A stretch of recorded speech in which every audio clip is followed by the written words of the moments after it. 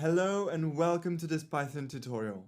We are finally getting to the final round of our classification adventure in our machine learning journey, because today we're going to build our very last classifier, which is the random forest classifier. So you're going to see that it quite looks like decision trees, because actually random forest is like an army of decision trees, each one predicting a result, and then based on a majority vote, the ultimate prediction is made. So if you understood correctly decision trees, you will have no problem understanding random forest and predicting the graphic results that you're about to discover in this tutorial. So let's do it. Let's start making this random forest classifier, and at the same time let's try to guess what we will obtain. Okay, so let's start by setting the right folder as working directory. So I'm going to File Explorer here, then Machine Learning AZ folder, Part 3 classification, Random forest classification. As you can see, this is the last classifier that we build here, because then the next section is dedicated to evaluating classification models' performance and improving them. So yes, we definitely reached the final round. So let's do this. Let's go to our folder, make sure we have the social network add CSV file. And if that's the case, let's click on this button to set this folder as working directory. And now let's start. Of course, we're going to use our classification template, which is here. We're going to select everything from the top to the bottom, copy, and then paste it here. All right, now let's make the basic changes. Like here, we are fitting random forest classification to the training set. Then here we will create a random forest classifier. Then let's change the titles of the plots here so that we don't forget later. So here we'll replace classifier by random forest classification, because we're making the distinction between random forest regression and random forest classification, as for decision trees actually. All right. So now we made the basic changes, and now let's make the main and most important change, which is to create the classifier here. So let's do this. It's actually really simple. As usual, we're going to import the right class for this job, which is the random forest classifier. As usual, it's very intuitive.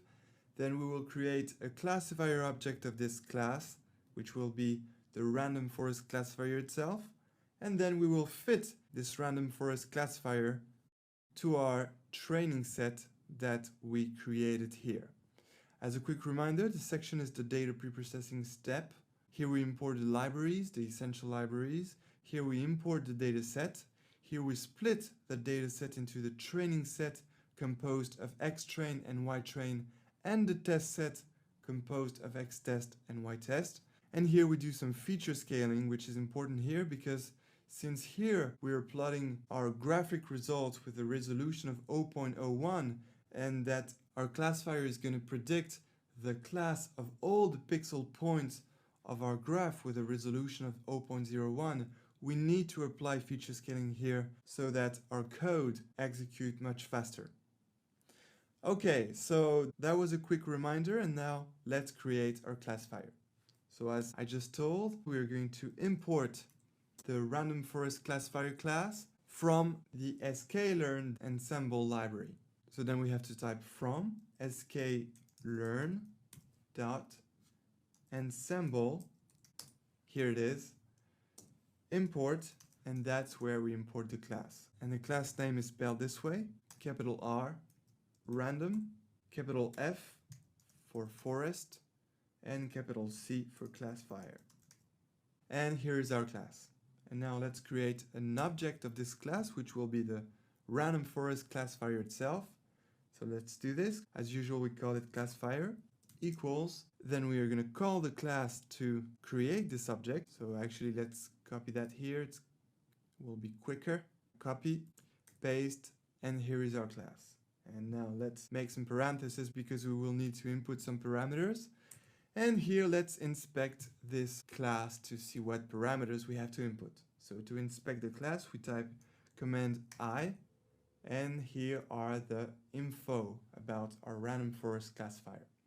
So let's look at the parameters, which is what we are interested in. Okay, so the first parameter is n estimators. That's actually the number of trees in the forest. So that's actually the number of trees which will predict if each user of the social network buys or doesn't buy the SUV. So, okay, let's say we choose 10. You will have 10 trees predicting if each user buys or doesn't buy the SUV, and then based on a majority vote, the random forest will vote for the ultimate prediction, that is the prediction of the random forest, whether the user buys yes or no the SUV. So let's pick the default number of trees. You can actually play around and try some different numbers of trees, but here let's pick the default number of trees, which is 10 trees. So let's input here n estimators, and let's pick 10. So I strongly encourage you to play around and try different numbers of classifiers, because you'll see you'll get different results. And if you do this, make sure to pay attention to detect overfitting. You know, remember, overfitting is simply when you fit too much your classifier onto your training set in such a way that when you want to predict new observations from a new set, like the test set, then your classifier will be kind of lost because it is used too much to the training set because it was fitted too much to it. So that's why it's very interesting for you to play around with the number of trees, because you can learn how to detect overfitting. Okay, and then what is the next parameter? The next parameter is criterion. So remember, in the decision tree section we chose the entropy criterion, which I remind is a criterion that measures the quality of your split in such a way that after the split, the more homogeneous are your new groups of users, the more the entropy will be reduced. Because you know, entropy is a notion in physics that represents in some way the disorder. So the higher the entropy is, the more your particles are in disorder. Well, here that's the same. The particles are the users, and the more homogeneous a node is compared to the parent node, the lower the entropy is compared to the entropy of the parent node. And the information gain is how much you manage to reduce the entropy from before to after the split, because it's the difference between the entropy of the parent node minus the entropy of the child node. And so, as well as for decision trees, we will choose an entropy criterion here so that all our trees in the forest make their predictions whether each user buys yes or no the SUV according to the entropy criterion. Okay, so here let's choose criterion equals entropy. All right.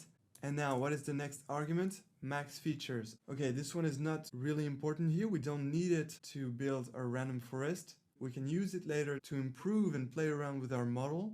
Same for these other parameters here. That's all about adding some variance in your model. But what we will add as usual is the random state parameter here and set it to 0 so that we all get the same result. So let's input it here. Random state equals 0.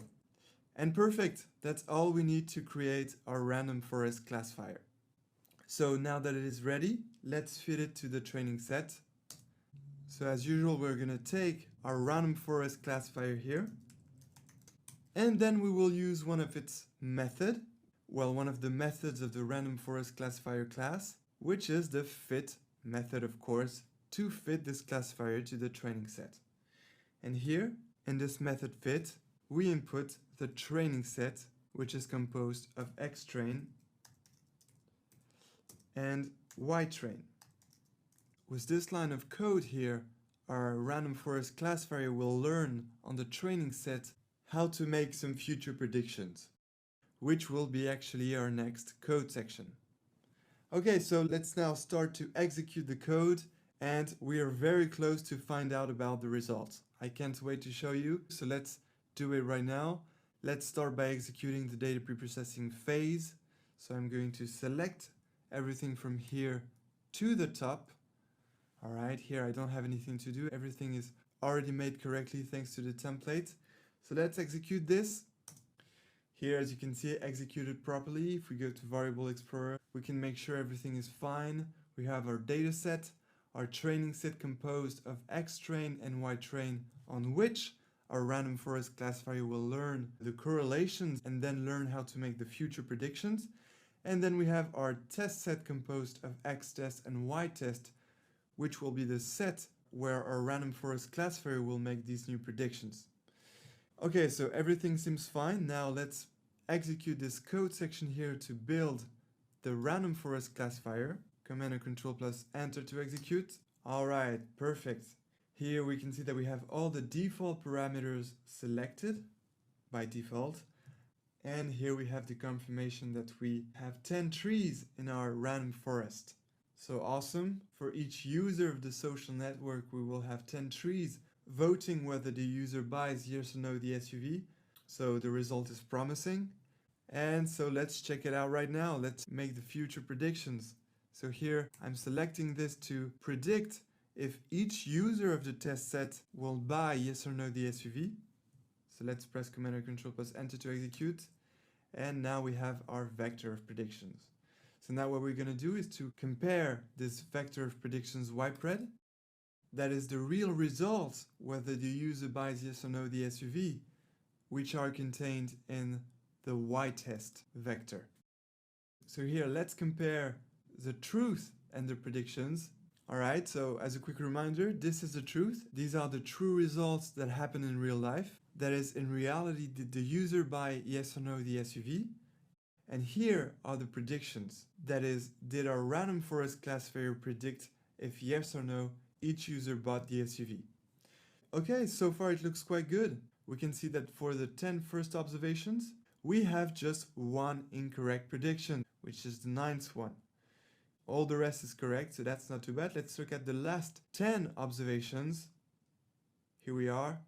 And again, when we look at the last 10 observations, we can see that we have only one incorrect prediction, which is on the 95th user, because in reality, this user bought the SUV, because here we have a 1 in the y-test vector, which is the vector of true results, and in the ypred vector we have a 0, which means that our random forest classifier predicted that this user wouldn't buy the SUV, and therefore the prediction is incorrect.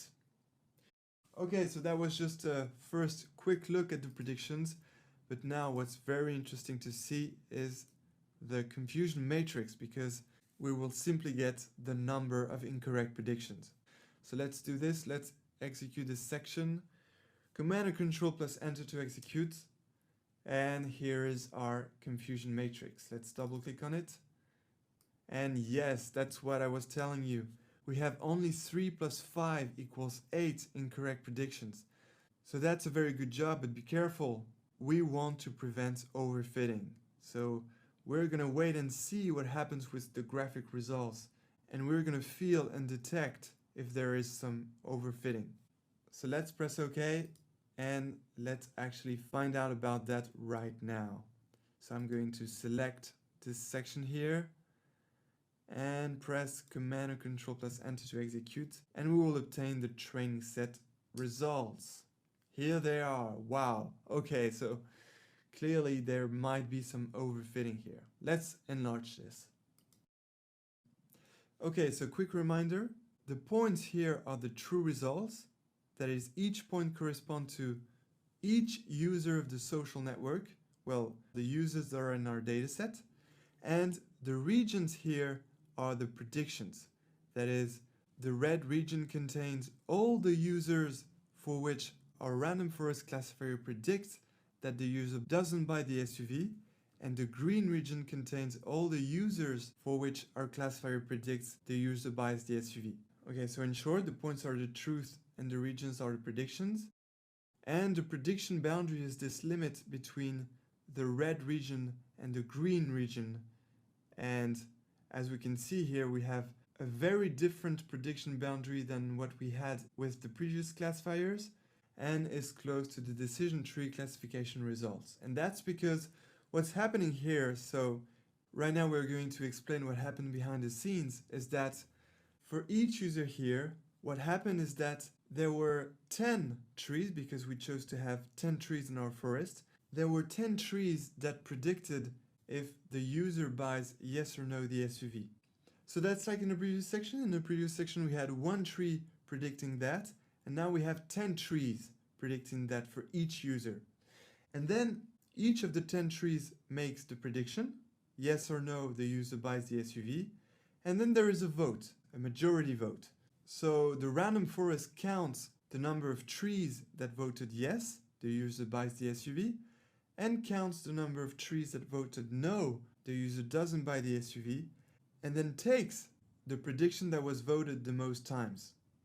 So for example, this point here is in the green region, that is that among the 10 trees, there were more trees that voted yes, this user buys the SUV, than trees that voted no, this user doesn't buy the SUV.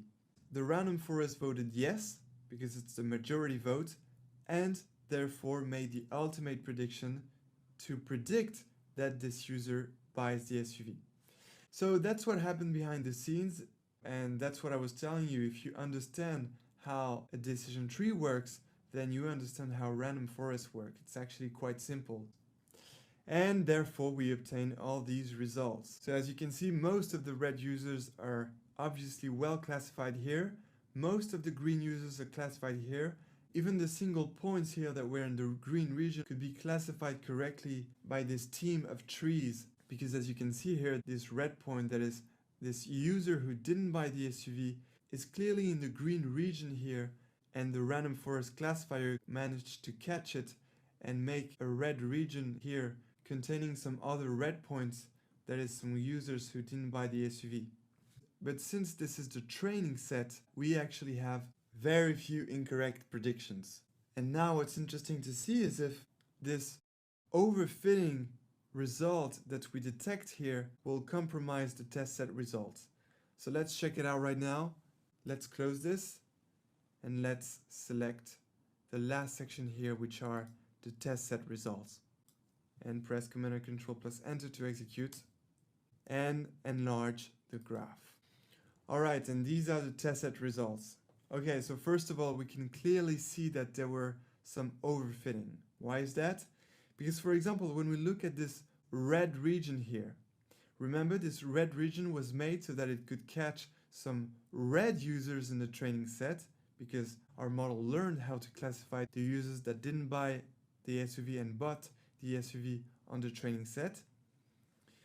And so there was this red region generated here to catch these users who didn't buy the SUV. But here, unfortunately, in the test set, this region contained some users who bought the SUV, because here we can see that we have this green point here. And same for this one, but our random forest classifier was lucky on this one, because this is a green point and it almost got into the red region. So that was almost an incorrect prediction. So our random forest classifier was lucky on this one, but that's the idea of overfitting. It made this red region here to catch the users in the training set because it learned how to classify on the training set. But unfortunately, when we have some new observations, this red region doesn't make sense at all and shouldn't be here. So the conclusion of all this is that the best classifiers that we had are maybe the kernel SVM classifier or even the naive Bayes classifier, because for these classifiers we had a smooth curved prediction boundary that, were catching most of the red users here that didn't buy the SUV and put them in the red region, and at the same time caught well the other users that bought the SUV and put them in the right green region. And we didn't have these red regions here that overfit the training set and then caught well the users in the training set, but then don't make a good job at predicting new users in the test set because there are unfortunately not red users in this red region here. So yeah, that's the conclusion of all this, and that's where we can start thinking how to choose the best classifier for our problem. And it's always related to this battle between accuracy, having the maximum number of correct predictions, and preventing overfitting. So here clearly we want to prevent overfitting. We don't want to have this result here that don't make any sense here for new observations. So the conclusion of all this is that if we had to choose one classifier among all the classifiers that we saw for this specific problem, I'm not saying that this is the classifier we should choose at all times. it is the classifier we should choose in our business problem, in our situation here, is the kernel SVM classifier. Because we had some accuracy with a good number of incorrect predictions that was quite low, but at the same time was catching the red users in the red region properly and the green users in the green region properly without having these irregular regions here that don't make any sense for new observations. And of course, the kernel SVM classifier was better than linear classifiers like the logistic regression classifier or the SVM classifier, because remember we had some users here that couldn't be caught properly by linear classifiers because they were green users, that is users who bought the SUV and they ended up in the red region, that is the region where the classifier predicts that the users don't buy the SUV. And with the kernel SVM, these green users here who bought the SUV were predicted correctly in the green region, thanks to this curve here that could encompass the red users in the red region without including the green users in the red region. So now I really have to say congratulations, because you built a great deal of classifiers. You built some very powerful classifiers that will be able to make some powerful predictions for your business problems. So right now you're loaded with a great deal of classifiers and you now have some powerful tools in your scientific and technical luggage. So congratulations. Thank you very much for watching these tutorials about classification. I will now do the same on R for those of you who are also interested. And then afterwards there will be a bonus section dedicated to how you can evaluate the performance of your different classifiers and therefore how you can improve your model performance. So I look forward to seeing you either in the next tutorial about random forest classification in R or in the next section dedicated to evaluating and improving models performance. So I'll see you soon.